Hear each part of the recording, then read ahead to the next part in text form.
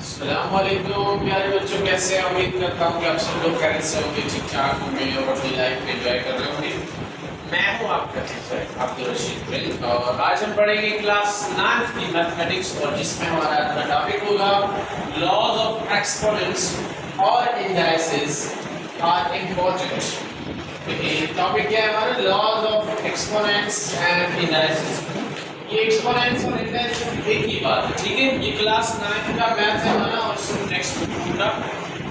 तो आज वाला जो क्लास होगा बहुत ही इंटरेस्टिंग होने वाला है, बहुत ही एंजॉय करेंगे हम इंशाल्लाह इस क्लास में। आप लोग हमारे साथ जुड़े रहिएगा और लास्ट तक ये वीडियो लाजमी देखना, ठीक है ना। इस बीच में स्किप करेंगे तो फिर आपको समझ नहीं आएगा। Okay, let's go.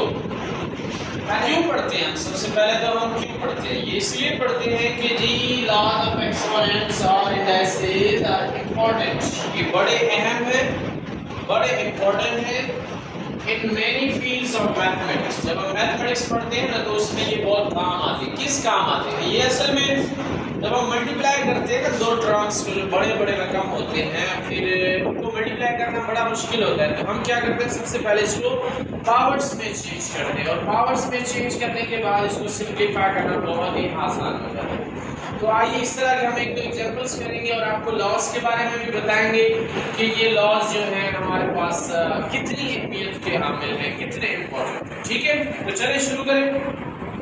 सबसे पहले तो मैं यहाँ आपको ये बताने की कोशिश करूँगा ये क्या चीज़ है। अगर कोई एक्सप्रेशन, कोई चीज़ इस तरह लिखा हो कि यहाँ नीचे कुछ लिखा है फिर इसके ऊपर कुछ लिखा हुआ है, तो ये जो नीचे चीज़ लिखी हुई है तो ये this one is called base. ये बेस कहलाता है, या दूसरे अल्फाज में हम इसको बुनियाद बोलते हैं। बेस बेहतर ये है कि हम इसको बेस ही कहें तो अच्छा है।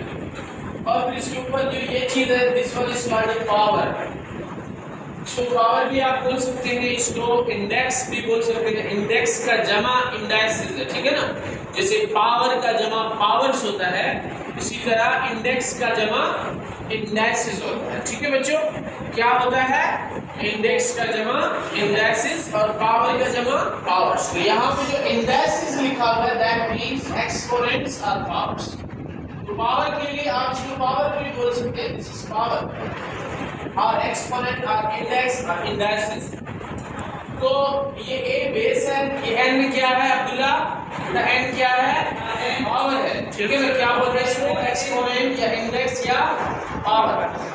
अच्छा, इसके बाद अगर हम यहाँ पर आ जाए तो ये क्या है? What is this? This one is called base. This one is called base. 6 is base here and what is 5? 5 क्या है? इंडाइस। 5 इज पावर, ठीक है। और इंडेक्स ये हमारा 5 जो गया पावर हो गया और ये हमारा बेस हो गया। इसको इस तरह भी लिखा जा सकता है, यानी ब्रैकेट के अंदर कोई नंबर लिखे और उसके ऊपर कोई पावर लगा दें, ठीक। इसके अलावा अगर आप चाहें तो ये ब्रैकेट बेसिक नहीं दें, आप डायरेक्ट ये चीज लिखें 6 एंड इसके ऊपर ये वाला नंबर लिख दें, दिस इज 6 पावर 5 और 6 रेज़ टू द पावर। ये पढ़ेंगे कैसे इसको? 6 पावर 5 तो लिखेंगे इस तरह से, ठीक है। यहाँ तक क्लियर है? yes, कोई सवाल है आपको? No sir. Any question you may ask. अगर नहीं है तो चले देखते हैं कि अब हम इसको जरा पढ़ते हैं, इसके लास्ट क्या बोलते हैं हमें। तो सबसे पहला लॉ है law of product of powers. यानी ये जो कानून है, ये जो लॉ है, ये हमारी आसानी के लिए है। और ये आसानी वाला लॉ हमें क्या बताता है कि भाई देखिए, अगर आपके पास पावर्स हो और बीच में प्रोडक्ट की निशानी हो तो आप इसको कैसे हल करेंगे। सबसे पहले तो आप यहाँ पे ये देखें कि इसमें ये वाली चीज जो बेस लिखा हुआ है, व्हेन बेसेस आर सेम, ये देखिए यहाँ पे 2 लिखा हुआ है और यहाँ पे भी क्या लिखा हुआ है? 2। तो ये शर्त है इस कानून के लिए, इस लॉ के लिए कि बेस एक होनी चाहिए, बेस सेम होनी चाहिए। क्या होनी चाहिए? बेस सेम होनी चाहिए। जब बेस सेम हो और बीच में मल्टीप्लाई की निशानी हो तो आप पावर्स को ऐड कर सकते हैं और बेस को एक दफा लिखेंगे। So base is 1 times, this is 2 और पावर एक 1 है, 3 है तो इनको प्लस करके लिखेंगे 3 + 1 which is 4 और ये हमारा आंसर है।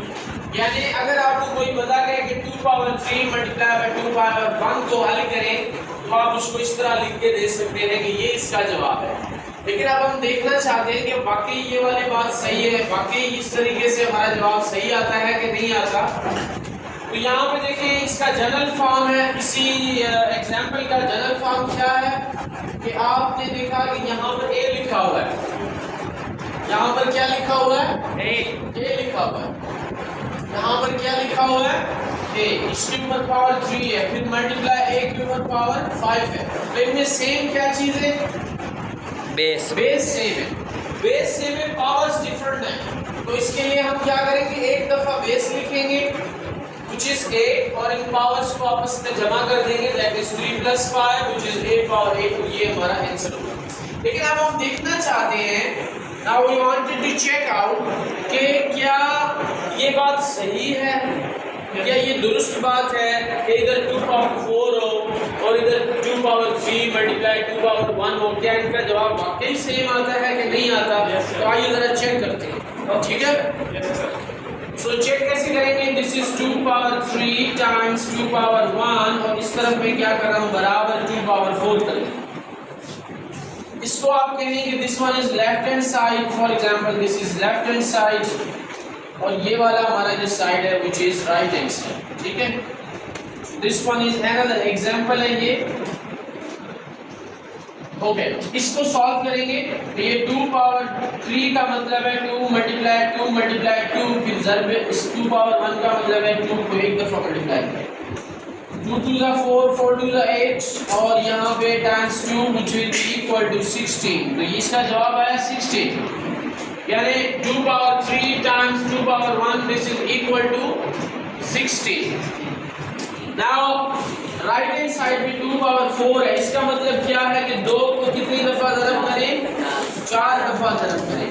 नाउ 2 2 ज़ा 4 4 2 ज़ा 8 8 2 ज़ा 16, तो ये भी 16 है, ये भी 16 है, यानी अगर आप चाहें तो इस साइड को हल करें या आप चाहें तो इसको ऐसे भी हल कर सकते हैं, ये एक ही बात होगी। तो ये था हमारा कानून number 1, law of product of powers, यानी अगर आपके पास बेस सेम हो, पावर्स अलग अलग हो और बीच में मल्टीप्लिकेशन हो तो आप उनमें एक बेस लिख के पावर्स को ऐड कर सकते हैं। This was law number 1। Now we are moving towards law number 2 which is law of powers of power. Now powers of power से क्या मुराद है, इसका मतलब ये है कि अगर आपके पास यहाँ पे कोई नंबर लिखा हुआ है, फिर इसके ऊपर पावर लिखा हुआ है, फिर इसके ऊपर अगेन पावर लिखा हुआ है, तो इसको कैसे हल किया जाता है, इसको कैसे सॉल्व किया जाता है। इसके लिए सबसे पहले आप यहाँ पे देखिए बेस 2 फिर पावर 3 फिर अगेन पावर 2। तो इसका कानून सिंपल है कि पावर के ऊपर जब भी पावर हो तो पावर्स को आपस में मल्टीप्लाई किया जाता है, पावर्स को क्या किया जाता है, मल्टीप्लाई किया जाता है। तो ये 3 टाइम्स 2, ये देखें 2 एक दफा मैंने लिखा, फिर 3 टाइम्स 2 व्हिच इज 2 पावर 6। तो ये हमारा आंसर आ गया जी इसका। नाउ इसका एक और एग्जांपल हम लेते हैं, देखिए b पावर 3, इसका जनरल फॉर्म है, यानी अगर आपके पास फार्मूला कोई हो तो इस तरह भी लिखा जा सकता है। ये देखिए abc में b है, इसके ऊपर पावर 3 है, फिर इसके ऊपर पावर 5 है। तो अगर पावर के ऊपर पावर हो तो पावर्स आपस में मल्टीप्लाई होते हैं, b को एक दफा लिखेंगे 3 5 15, दैट इज आवर आंसर। लेकिन अब अगर हम चेक करना चाहें तो क्या ये बात वाकई दुरुस्त है, क्या ये बात सही है कि अगर एक तरफ ये लिखा हो 2 पावर 3 पावर 2 और एक तरफ लिखा हो 2 पावर 6 तो क्या दोनों का आंसर सेम आएगा?